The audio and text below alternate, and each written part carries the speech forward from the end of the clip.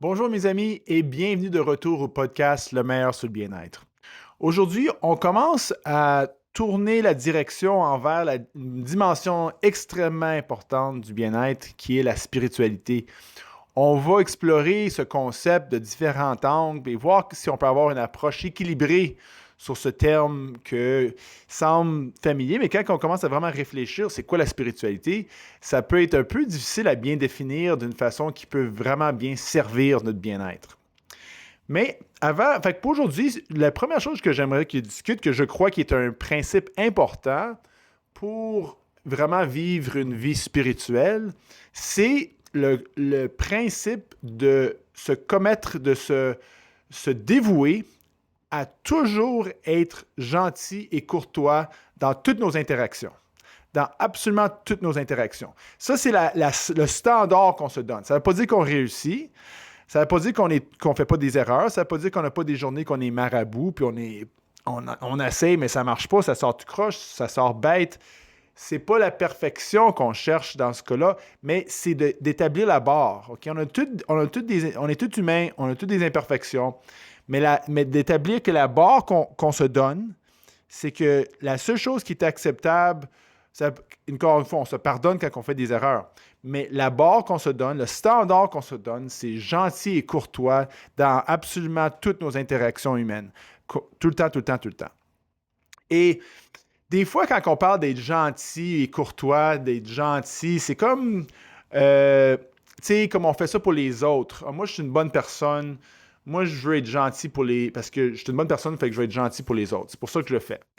OK, mais si on commence à vraiment fouiller dans notre intérieur, puis vraiment aller profond dans nos intentions, c'est correct de commencer à avouer qu'on est ultimement égoïste. OK? Moi, je suis absolument très égoïste. Mon bien-être, mon bonheur, ma joie, c'est la chose la plus importante sur toute ma vie. Il n'y a rien d'autre qui va au-dessus de ça.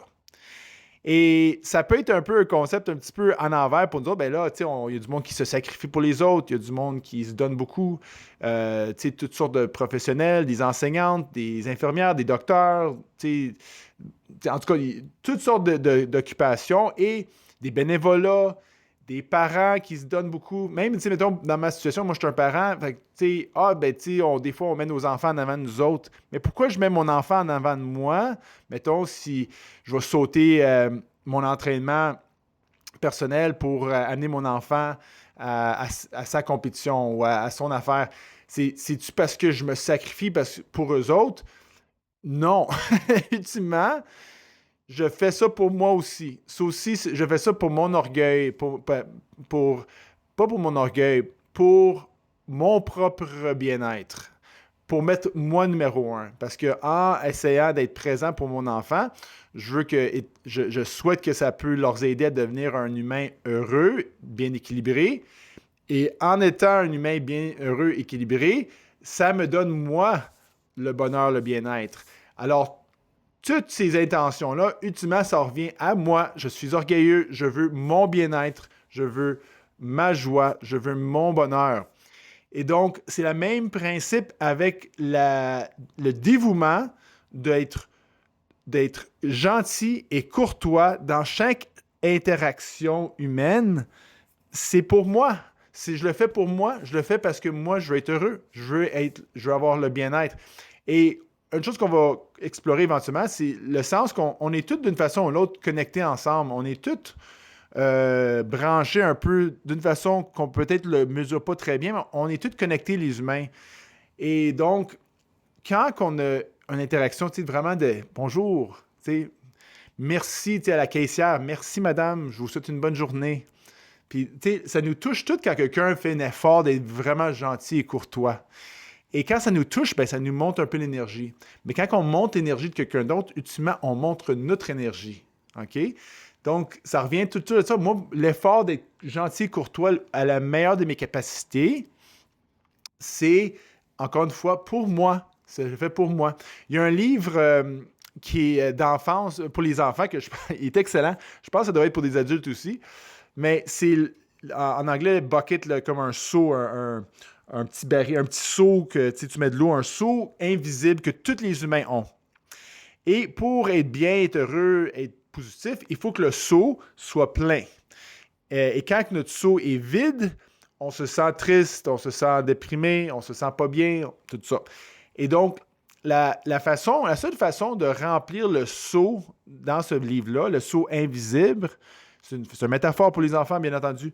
Le seau, il est rempli en étant gentil envers les autres, en faisant des bonnes actions pour les autres. En faisant ça, on remplit le seau de l'autre et en même temps, on remplit notre seau. Et vice-versa, si, mettons, on fait un commentaire pas gentil, on essaie de voler l'énergie du seau. Si on essaie d'enlever l'énergie du seau de l'autre en étant, négatif ou pas gentil ou un petit peu trop sarcastique ou des petits commentaires un peu pas cool, qui est comme une petite intention pas gentille, on enlève du seau de l'autre. Mais quand on enlève du seau de l'autre, notre seau baisse aussi. Fait qu'on perd les bonnes énergies de notre seau quand on essaie de prendre du seau de l'autre. Alors, littéralement, la seule façon, avec ce petit livre d'enfant, c'est de remplir le seau, c'est en remplissant le seau des autres. En donnant d'énergie positive, tu remplis ton propre seau. Et moi, je trouve que c'est un concept fantastique, absolument applicable pour les adultes aussi, que quand on fait on a une détermination, on a une volonté incessante d'être gentil et courtois dans chaque interaction humaine, on remplit notre seau invisible, comme on dit, on remplit notre système d'énergie plus positive qui supporte notre bien-être. Et quand on approche la vie en étant gentil et courtois dans chaque interaction le plus possible, ça ne veut pas dire que des fois, il ne faut pas s'affirmer, il faut avoir des limites, il faut être tough dans certaines situations. C'est pas de devenir, que tout le monde peut marcher sur toi, tout le monde peut te mettre par terre. Moi, dans mon milieu de travail, dans un milieu psychiatrique, des fois, c'est des situations un petit peu ou souvent très tenses. Des fois, il faut même mettre nos mains sur quelqu'un pour les rendre immobiles, puis donner un médicament avec une aiguille contre leur volonté. Ce n'est pas des interactions nécessairement agréables, mais où des fois, dans cette situation, ils sont très agressifs. Ils veulent nous faire peur, ils veulent nous intimider. C'est pas toujours des choses. Fait que ça va pas dire « Ah, OK, ben, ça va bien aujourd'hui, ça va bien. » Non, ben non, il faut être tough, il faut garder une limite. Non, monsieur, s'il vous plaît, asseyez-vous, s'il vous plaît. Mais même dans des interactions pas faciles, on a une opportunité d'être le plus possible en dedans de la situation comme elle est, en dedans des limites de la situation, d'être gentil et courtois. Ah, je sais que c'est quand tu tiens la personne, mettons, des fois, on tient le bras, puis il faut que tu sois raide un petit peu, mais en même temps, merci, je sais que c'est pas facile. OK, lâche pas, ça va être correct. C'est pas facile, mais ça va passer. OK, merci pour ta coopération. Merci. Il y a toujours l'opportunité d'être gentil et courtois. Et encore plus difficile, ça, c'est un exemple dans ma vie professionnelle, mais la vie professionnelle, c'est facile comparé à, disons, notre famille, notre épouse ou quelqu'un qu'on est très proche, notre partenaire de vie. Des fois, ça suscite des émotions négatives.